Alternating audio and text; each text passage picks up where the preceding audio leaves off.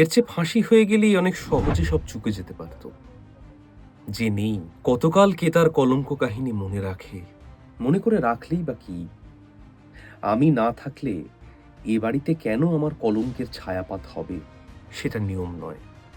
লোকে শুধু এ পর্যন্ত ভাবতে পারত যে এ বাড়িতে একটা বদলোক থাকতো, যে একটা স্ত্রীলোক ঘটিত অপরাধে জড়িত হয়ে একটা মানুষকে খুন করে ফেলেছিল। কিন্তু সে লোকটা এখন আর নেই। এ বাড়ির আবহাওয়া এখন আবার পবিত্র।